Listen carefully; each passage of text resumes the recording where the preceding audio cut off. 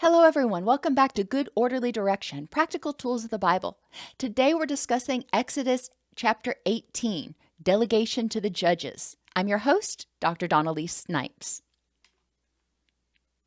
Jethro, the priest of Midian and father-in-law of Moses, heard of everything God had done for Moses and for the Israelites, and how the Lord had brought Israel out of Egypt. Jethro went to visit Moses in the wilderness. Moses greeted him fondly. The next day, Moses took his seat to serve as judge for the people, and they stood around him from morning until evening. When Jethro saw all that Moses was doing, he said, "Why do you alone sit as judge, while all these people stand around you from morning until evening?" Moses answered him, "Because the people come to me to seek God's will. Whenever they have a dispute, I decide between the parties and inform them of God's decrees and instructions." Jethro replied, "What you are doing is not good. You will only wear yourself out. Be the people's representative. Teach them his instructions and show them the way they are to live. But select capable men and appoint them as officials over thousands, hundreds, fifties, and tens. Have them serve as judges for the people and bring every difficult case to you. If you do this, and God so commands, you will be able to stand the strain, and all these people will go home satisfied." This ultimately is a lesson about trust, faith, burnout, and the importance of delegation. God does not want people to shoulder everything themselves. Doing things for people is important. Participating in the community, being selfless, thinking of, what are the impacts of what I'm going to do, being compassionate. But if you give and give and give until you're burned out, then you are no good to anybody. You are not able to actually pull your own weight anymore. So God doesn't want that. There are many parts of the community or the body of Christ, and each should be used to its full advantage.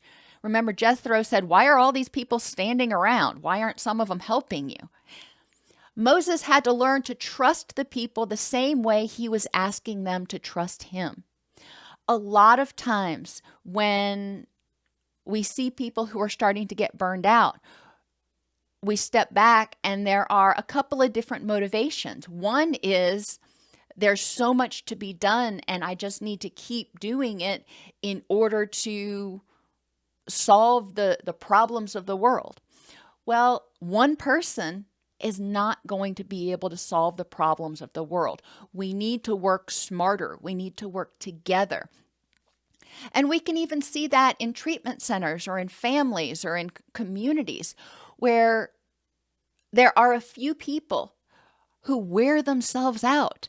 And then, what do we have once they're burned out? So it's important that those people work with others and try to figure out how can we delegate. The other reason people often get burned out and refuse to delegate is because they don't trust other people. Nobody can do it the way that I can do it. Well, that might be true. However, it's important to teach them how it should be done and then allow them some latitude. And we see this with our children. We see this with our supervisees. It's important to be able to allow people to help out, to use their skills and talents. And it's important to trust them. Yeah, they may not do it the way you would have done it, but did they do it? Was the outcome still the same? Was the outcome still okay? This story also points out or helps us think about the fact that working together builds attachment and community. When Moses was the only one there being the judge, jury, and educator, everybody came to him and no one else had, as they would say, skin in the game. No one else had a commitment to it. They just wanted to go to him, be told what to do, and leave. When we start involving other people, then those other people start feeling a responsibility, start feeling an attachment to the community. And It increases attachment. It increases people's stake and sense of belonging. How are you like Moses, trying to do everything for everyone and just getting burned out? How are you like Moses, not trusting other people to do what you're doing, when in actuality you probably could teach them how to do it and take a load off? To whom can you delegate to lighten your burden? How are you like the Israelites, just kind of kicking back and complaining, but not stepping up to try to fix the problem?